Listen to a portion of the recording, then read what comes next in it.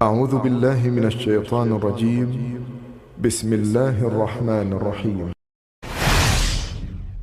داود علیہ السلام کا سلسلہ نسب یہودا بن یعقوب سے جا ملتا ہے۔ آپ چھوٹے قد کے تھے، آنکھیں نیلی، بال ہلکے اور دل کے صاف شفاف تھے۔ آپ بنی اسرائیل پر حکومت کرنے لگے۔ اللہ تعالیٰ نے ان کی حکومت کو مضبوط کر دیا اور یوں بنی اسرائیل ایک بار پھر یکجا ہو گئے۔ اللہ تعالیٰ نے آپ پر بہت سے معجزات ظاہر فرمائے۔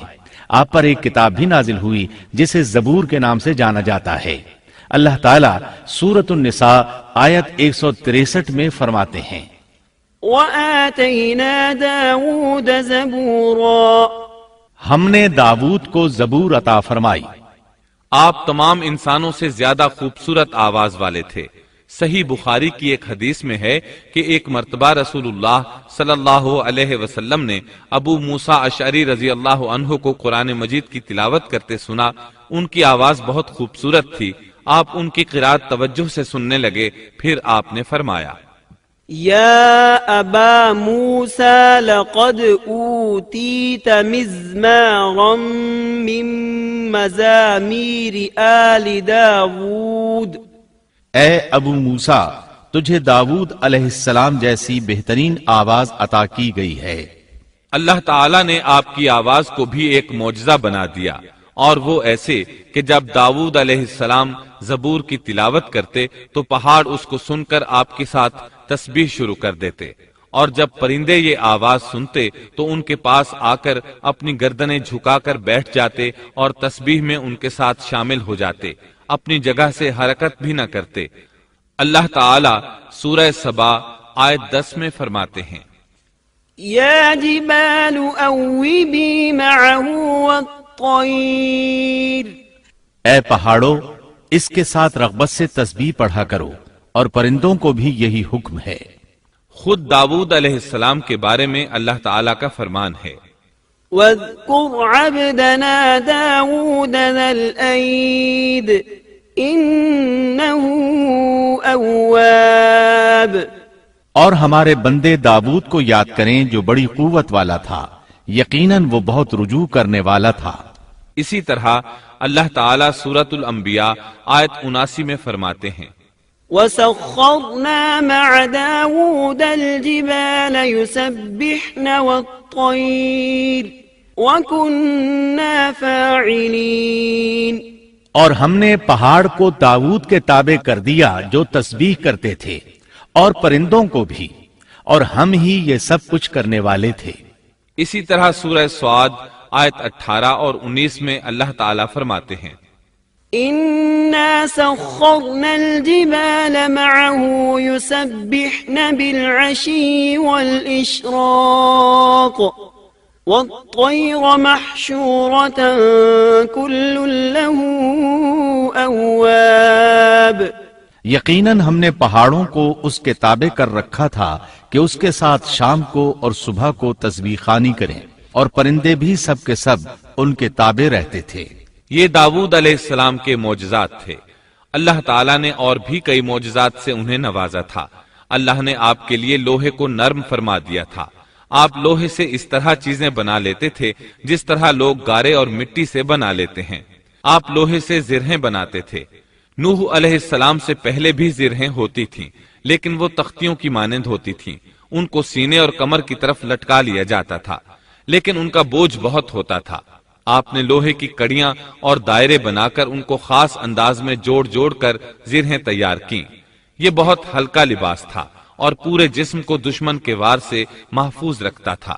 اللہ تعالیٰ سورہ سبا آیت 10 اور 11 میں فرماتے ہیں، وَأَلَنَّا لَهُ الْحَدِيدِ أَنِ اعْمَلْ سَابِغَاتٍ وَقَدِّرْ فِي السَّرْدِ وَاعْمَلُوا صَالِحًا إِنِّي بِمَا تَعْمَلُونَ بَصِيرٌ، اور ہم نے اس کے لیے لوہا نرم کر دیا کہ تو پوری پوری زرہیں بنا اور جوڑوں میں اندازہ رکھ، تم سب نیک کام کیا کرو، یقین مانو کہ میں تمہارے اعمال دیکھ رہا ہوں۔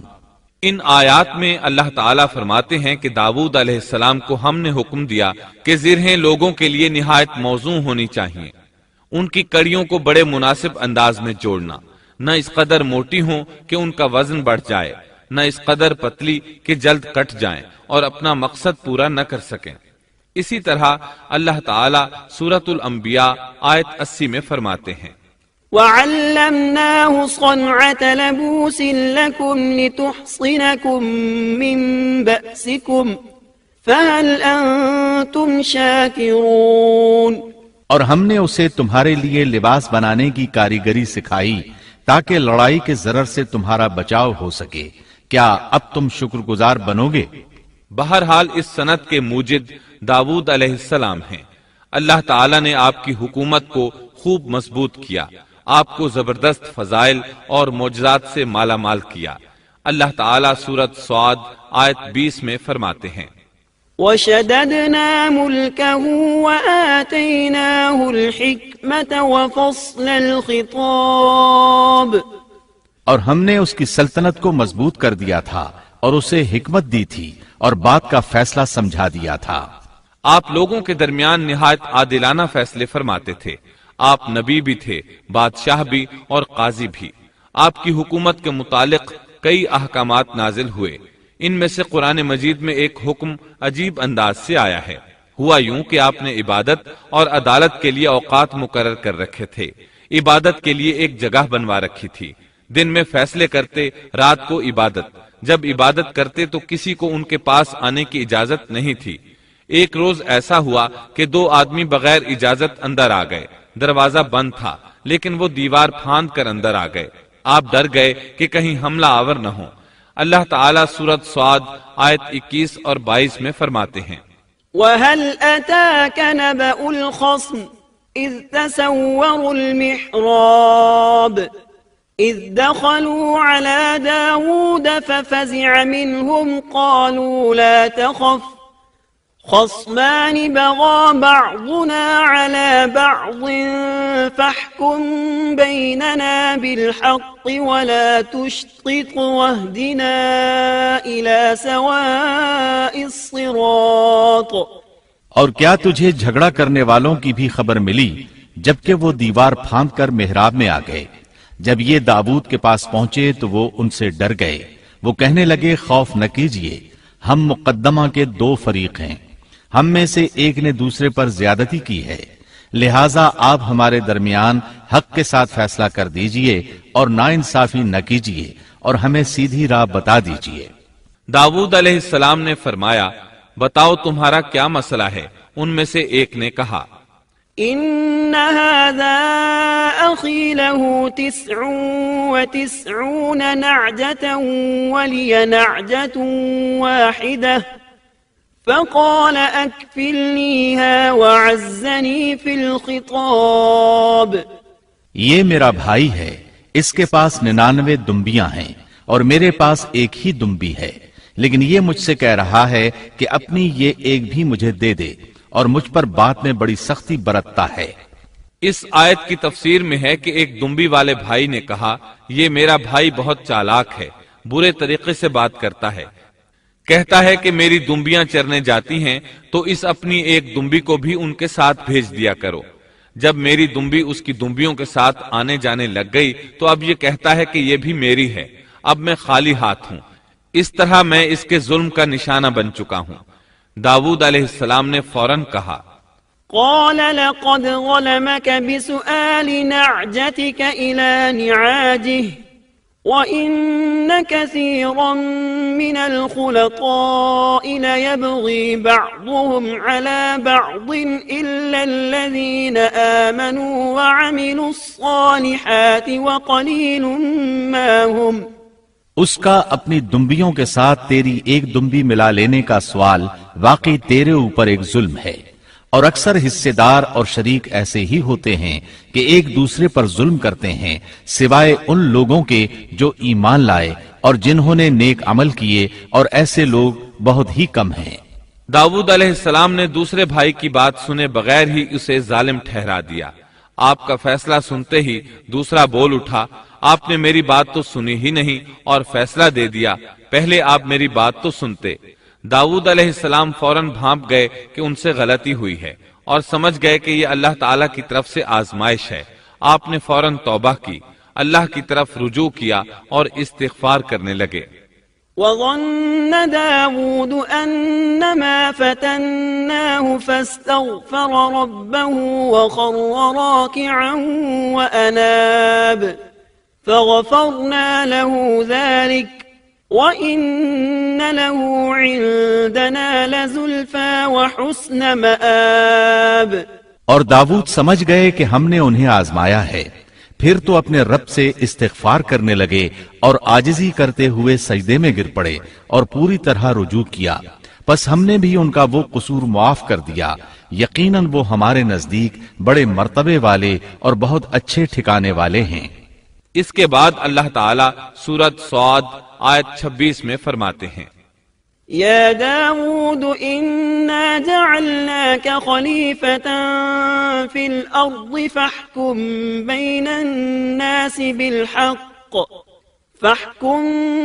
الناس بالحق ولا تتبع الهوى فيضلك عن سبيل الله إن الذين يضلون عن سبيل الله لهم عذاب شديد بما نسوا يوم الحساب۔ اے داود، ہم نے تمہیں زمین میں خلیفہ بنا دیا، تم لوگوں کے درمیان حق کے ساتھ فیصلہ کیا کرو اور اپنی نفسانی خواہش کی پیروی نہ کرو، ورنہ وہ تمہیں اللہ کی راہ سے بھٹکا دے گی۔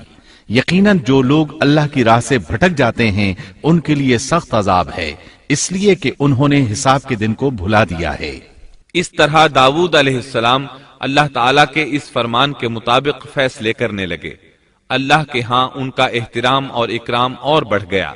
آپ کثرت سے روزے رکھتے اور خوب عبادت کرتے۔ آپ اس وقت تمام انسانوں سے بڑھ کر اللہ کی عبادت کرنے والے تھے۔ امام بخاری نے ایک حدیث نقل کی ہے جس کے الفاظ کچھ اس طرح ہیں، احب الصلاة الى اللہ صلاة داود واحب الصيام الى اللہ صيام داود وكان ينام نصف الليل ويقوم ثلثه وينام سدسه وكان يصوم يوما ويفطر يوما ولا يفر اذا لاقى۔ اللہ تعالیٰ کے نزدیک سب سے محبوب نماز داود علیہ السلام کی نماز ہے، اور اللہ تعالیٰ کی طرف سب سے محبوب روزہ داود علیہ السلام کا روزہ ہے۔ وہ رات کا آدھا حصہ نیند فرماتے، اس کے بعد تہائی رات قیام کرتے اور رات کے چھٹے حصے میں سو جاتے تھے۔ ایک دن روزہ رکھتے اور ایک دن روزہ چھوڑ دیتے تھے۔ لڑائی میں جب دشمن سے مقابلہ ہوتا تو بھاگتے نہیں تھے۔ اس حدیث میں نفل نماز یعنی نماز تہجد اور نفلی روزے کا ذکر ہوا ہے۔ بہرحال یہ وہ صفات ہیں جو داود علیہ السلام کے بارے میں حدیث رسول میں آئی ہیں۔ اللہ تعالیٰ نے سورہ سبا آیت 13 میں ان کی تعریف کرتے ہوئے ان کی آل کو اللہ کا شکر ادا کرنے کا حکم دیا۔ اعملوا آل داود شکرا، اے آل داود اس انعام کے شکریہ میں نیک عمل کرو۔ داود علیہ السلام کی ایک صفت یہ تھی کہ آپ بہت شکر گزار تھے، اور ایسے لوگ کم ہی ہوتے ہیں، جیسا کہ سورہ سبا آیت 13 میں اللہ تعالیٰ فرماتے ہیں، وَقَلِيلٌ مِّنْ عِبَادِيَ الشَّكُورُ، اور میرے بندوں میں سے شکر گزار بندے کم ہی ہوتے ہیں۔ داود علیہ السلام میں جیسے دیگر بہت سی خوبیاں تھیں، وہاں ایک بہت عظیم خوبی یہ بھی تھی کہ وہ ایک بادشاہ ہونے کے باوجود ایک درہم بھی سلطنت کے بیت المال سے نہیں لیتے تھے۔ اپنا اور اپنے اہل و عیال کا بوجھ خود اٹھاتے تھے، اور اپنی محنت اور ہاتھ کی کمائی سے حلال روزی حاصل کر کے اپنے اہل و عیال کو کھلاتے تھے۔ داؤد علیہ السلام کی اس عظیم صفت کو نبی کریم صلی اللہ علیہ وسلم نے یوں بیان کیا ہے، صحیح بخاری میں ہے، ما اکل طعاما قط خیرا من ان یأکل من عمل یده وان نبی اللہ داود علیہ السلام كان يأكل من عمل يده، کسی انسان نے اس شخص سے بہتر روزی نہیں کھائی جو خود اپنے ہاتھ سے کما کر کھاتا ہے۔ اللہ کے نبی داؤد علیہ السلام بھی اپنے ہاتھ سے کام کر کے روزی کھایا کرتے تھے۔ بعض مفسرین بیان کرتے ہیں کہ داؤد علیہ السلام دعا مانگا کرتے تھے کہ اے میرے اللہ، کوئی ایسی صورت پیدا کر دے کہ میرے لیے ہاتھ کی کمائی آسان ہو جائے، کیونکہ میں بیت المال پر اپنا بوجھ نہیں ڈالنا چاہتا۔ تو اللہ تعالیٰ نے آپ کی اس خواہش کو اس فضیلت کے ساتھ قبول فرمایا کہ ان کے ہاتھ میں لوہے کو موم کی طرح نرم کر دیا، جس سے وہ زرہیں بناتے اور انہیں فروخت کر کے اپنے اہل و عیال کی کفالت کرتے۔ داود علیہ السلام نے کتنی عمر مبارک پائی، اس میں اختلاف ہے، چنانچہ اس کے متعلق مورخین کے اقوال کے علاوہ کوئی مستند بات نہیں ملتی۔ عبداللہ بن عباس رضی اللہ عنہما فرماتے ہیں کہ داود علیہ السلام کی وفات ہفتے کے دن اچانک ہوئی۔ وہ ہفتے کے دن مقررہ عبادت میں مشغول تھے اور پرندے قطارے باندھے ان پر سایہ فگن تھے کہ اچانک اس حالت میں ان کا انتقال ہو گیا۔ اس کے بعد آپ کے فرزند ارجمند نے امور سلطنت کو سنبھال لیا۔ یہ سلیمان علیہ السلام تھے۔